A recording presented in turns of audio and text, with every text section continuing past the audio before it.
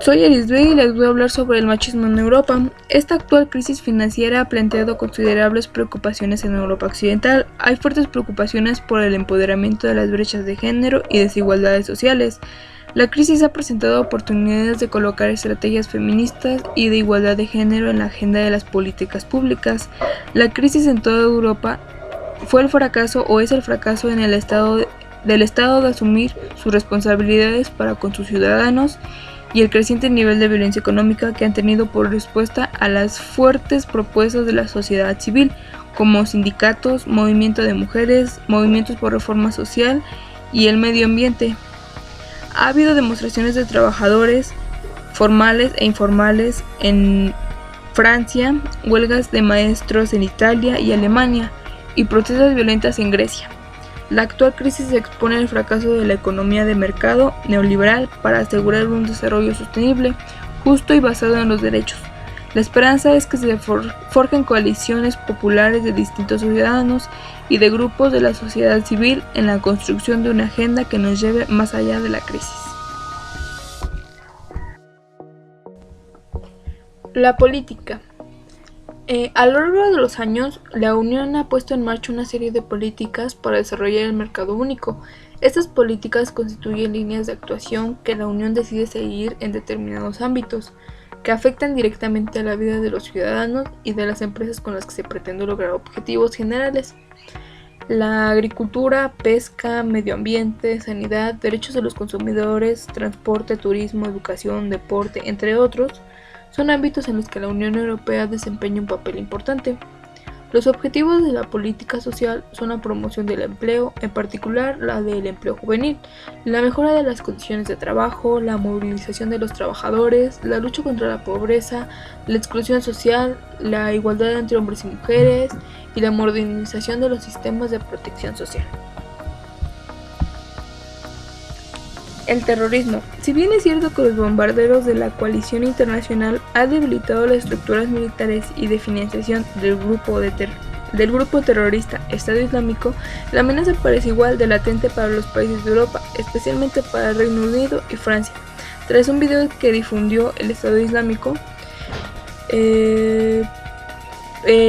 según Salvador Laudres, en este sentido falta compartir mayor información e integración de las diferentes políticas y servicios de la inteligencia de Europa, pero Ana Paula Zacarias, una embajadora de Colombia, dijo en una entrevista que la Agenda Europea para la Seguridad ya ha identificado una serie de áreas para mejorar la lucha contra la financiación del terrorismo. Este plan de acción entregará una respuesta fuerte y rápida de los retos actuales sobre la base de normas existentes y complementando en caso de ser necesario. En este sentido, también se necesita frenar la erradicación de los jóvenes y más de los nacionalizados, recordando a los autores del pasado atentado del 13 de noviembre en París.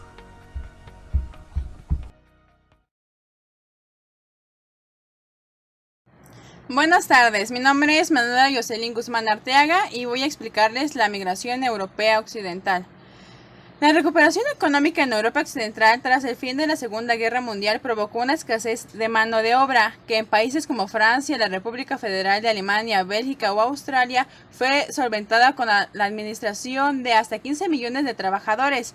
A su llegada, los indocumentados trabajaban sin contrato, solo podían acceder a los empleos más duros y desagradantes, no disfrutaban las prestaciones sociales básicas, asistencia sanitaria, desempleo, jubilación, etc. Esto suele ir acompañado por las actitudes de rechazo entre la población negativa, racismo y xenofobia. En la actualidad, Europa Occidental ha mantenido un salario migratorio positivo desde el final de la Segunda Guerra Mundial, con una entrada total de 18 millones de inmigrantes.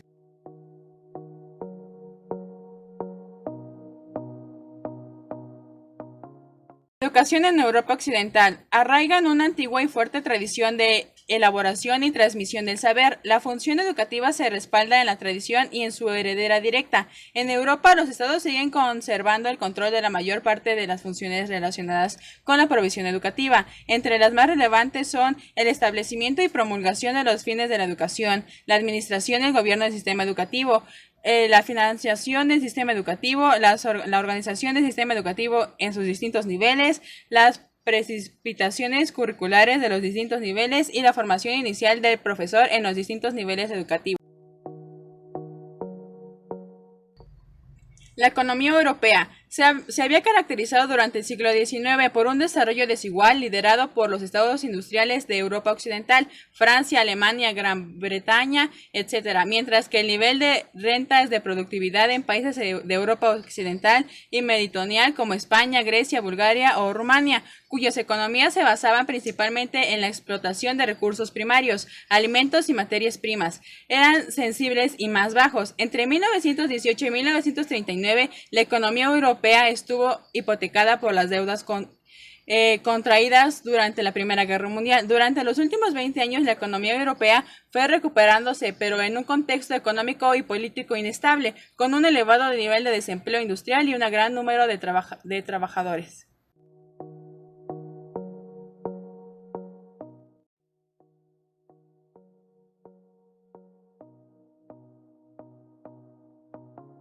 Bueno, yo soy Evelyn Caballero Ferral y voy a hablar sobre las consecuencias que dejó la caída del sistema soviético y la problemática con Europa. Como consecuencias económicas, disminuyó la participación de estados de cuestiones económicas, se vieron afectadas las empresas estatales y la inversión extranjera, se dio por terminada la propiedad social y se promovió la libre competencia entre productores. Como ya no había quien comprara los productos de grandes empresas, por así decirlo, la economía bajó a todo, haciendo que la mayoría de los pobladores fueran pobres, de clase baja en este aspecto. En el ámbito social, pues mejoró el nivel de vida de algunas poblaciones, otorgaron garantías sociales, derechos y libertades a los ciudadanos, los cuales no todos se cumplieron.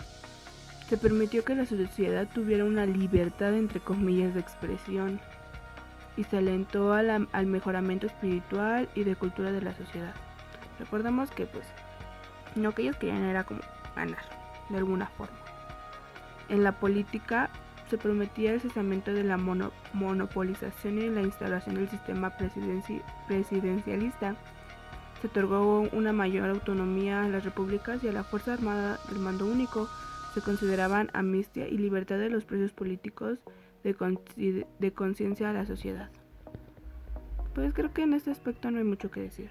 Como consecuencias graves, las nuevas políticas en el régimen se debilitaron, trayendo consigo la desintegración del bloque socialista a partir de 1989.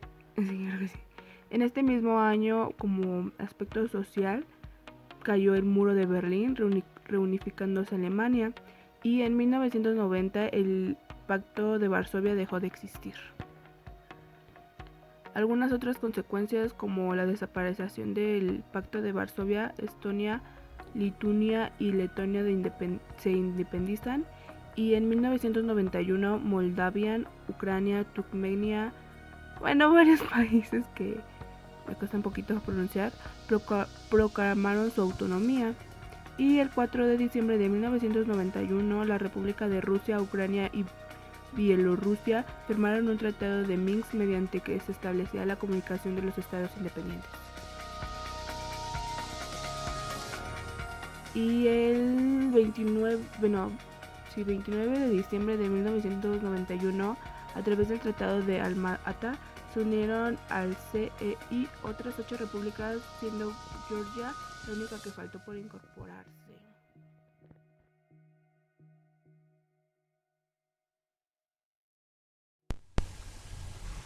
En los 80, Mikhail Gorbachov inició un proceso de reestructuración económica, lo cual desembocó en la disolución de la URSS en 1991.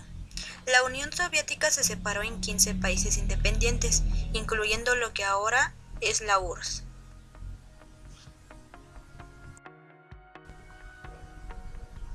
Se generó una constante inconformidad por la falta de libertades políticas, lo cual contrastaba con la forma de vida de la élite conocida como la nomenclatura, la cual disfrutaba de una vida de privilegios al amparo del gobierno.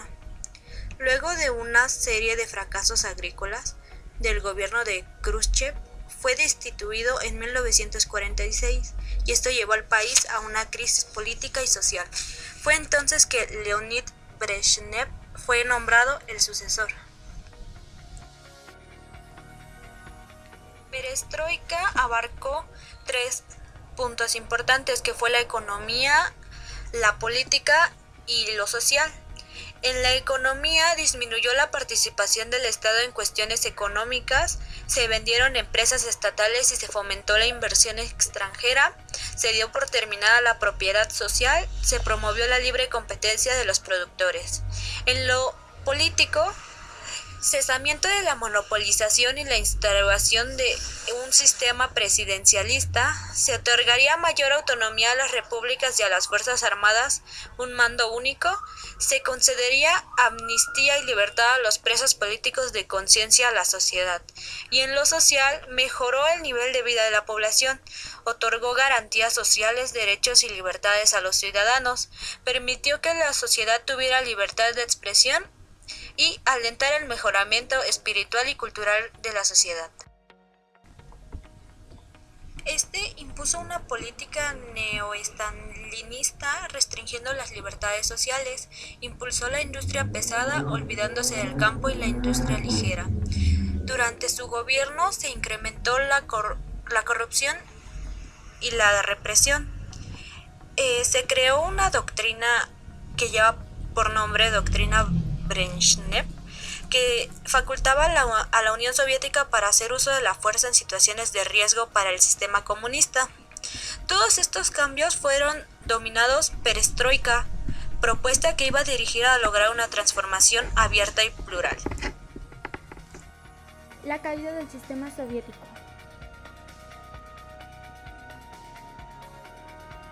En 1953 muere Stalin Nikolaevich, asistente del poder. Se desarrolla la llamada crisis de los misiles entre Estados Unidos y la Unión Soviética.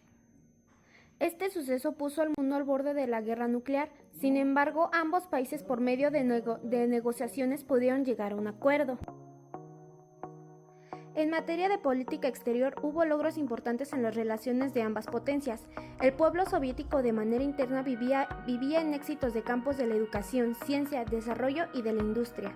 Sin embargo, el nivel de vida no era satisfactorio. Se presentaba déficit de la producción de alimentos, teniendo que ser relacionados al igual que la ropa, automóviles y aparatos domésticos. Se generó una constante inconformidad por falta de libertades políticas, lo cual contrastaba con la forma de vida de la élite conocida como la nomenclatura, la cual disfrutaba de una vida de privilegios al amparo del gobierno.